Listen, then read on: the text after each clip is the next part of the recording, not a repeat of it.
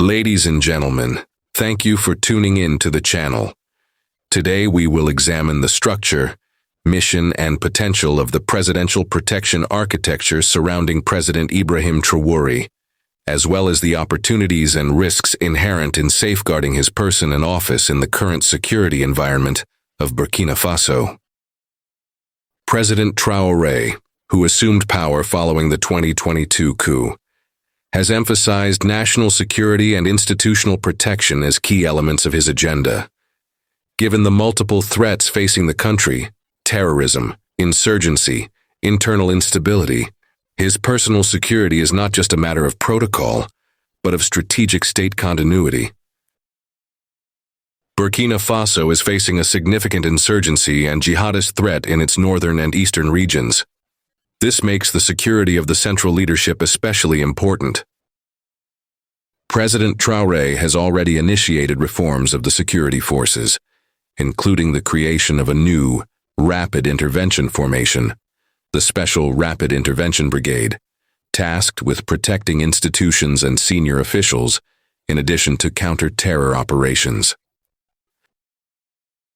Historical precedent in Burkina Faso shows that presidential protection units have sometimes become politicized or destabilizing. For example, the former Groupe de Sécurité Présidentiel, RSP, was disbanded in 2015 after being characterized as an army within an army. The implication: protecting the head of state demands more than bodyguards. It requires an integrated system of intelligence, proactive resilience, redundancies, and trust. Let's outline the key functional components that this deadly protection architecture should cover to ensure that the captain is safe. 1.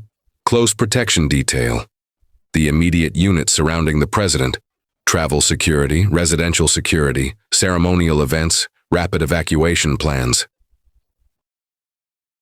2. Operational planning and coordination.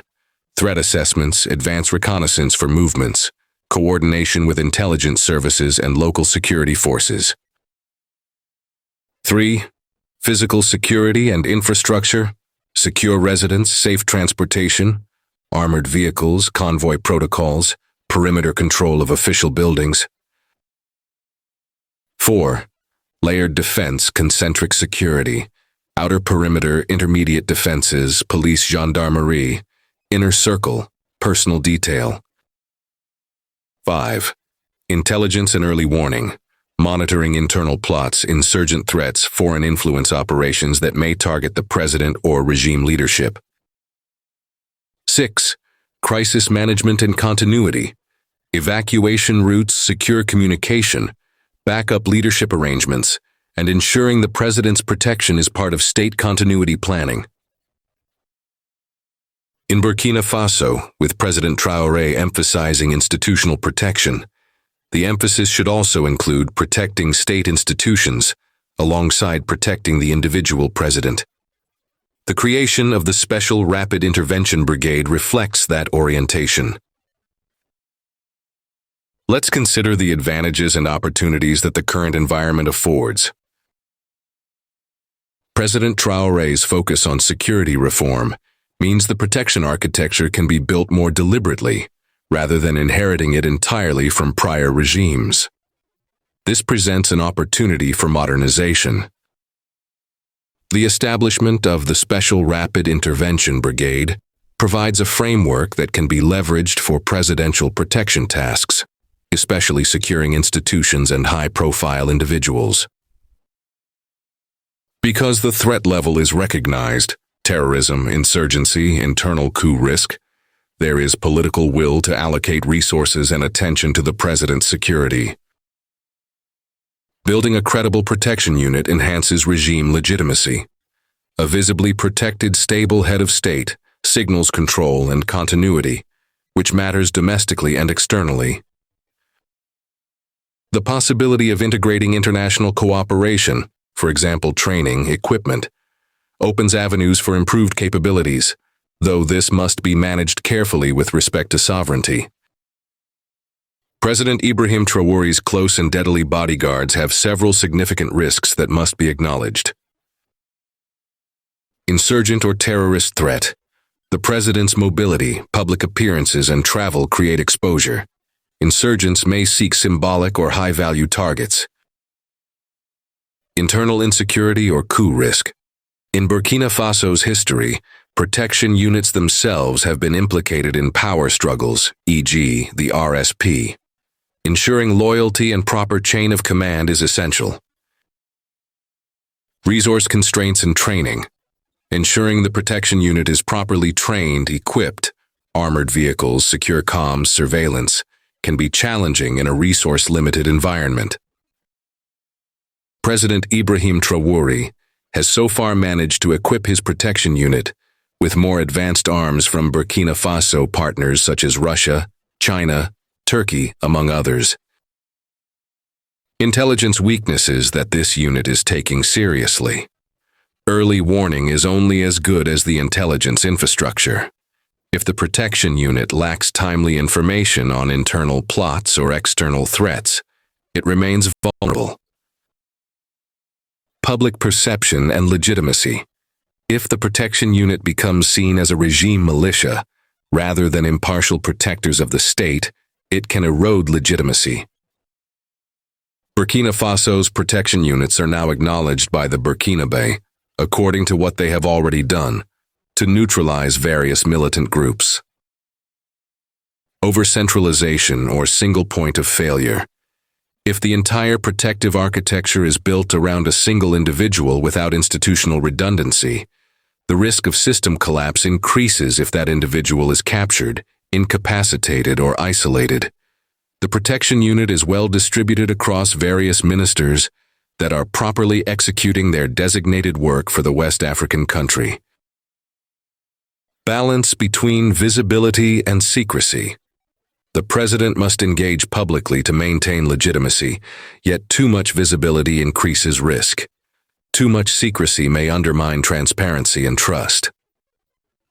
President Ibrahim Traore has managed to integrate him and his protection unit with the citizens of Burkina Faso. Several strategic recommendations for optimizing the Presidential Protection Unit under President Traore. 1. Establish a dedicated Presidential Protection Command. A clearly defined command structure, separate but coordinated with the Special Rapid Intervention Brigade and National Intelligence Services. 2. Implement layered defense around the president. Outer perimeter security of major venues, secure travel routes, intermediate security, gendarmerie police, and interpersonal detail. Ensure all layers coordinate fluidly. 3. Enhance advanced planning for movements. For all domestic and foreign travel of the president, conduct route reconnaissance, alternative routes, secure lodging, and coordination with local security. 4. Strengthen intelligence integration. Make the protection detail part of the national intelligence loop. Threat analysis, monitoring of insider threats, insurgent plotting, foreign infiltration. 5. Invest in training and equipment. Protection teams must be trained in close quarters defense, VIP transport operations, evacuation protocols, communication security. Procurement of reliable vehicles, armored transport, secure communications is essential. 6. Promote institutional transparency and oversight. To avoid the protection unit being seen as a regime militia, embed oversight mechanisms, ministerial liaison, parliamentary review, internal audit, and emphasize its role as protector of the state. 7. Prepare for continuity scenarios. Develop contingency plans for evacuation of the president, secure command center relocation, alternative leadership, and quick communication of continuity to the nation. 8. Balance visibility with security. The president must remain accessible and visible for legitimacy, but protection planning must manage exposure risks, public appearances, media coverage, travel. 9. Foster coordination with allied forces or regional frameworks. Given Burkina Faso's cooperation with other Sahel states, Coordination of cross-border protection or rescue capabilities may be relevant. 10. Regular review and adaptation. The security environment is dynamic. Insurgents evolve, threats shift. The protection architecture should review and adapt regularly. Exercises, audits, intelligence updates. In conclusion, safeguarding President Traoré is not just about personal safety. It is integral to protecting the continuity of the Burkina Faso state, signaling stability, and enabling effective governance amid a challenging security context. By leveraging institutional reform momentum, investing in capability, managing risk thoughtfully, and embedding the protection unit within broader security and intelligence architecture, the potential exists to build a robust system of presidential protection. The real test will lie in execution, oversight, and adaptation to evolving threats.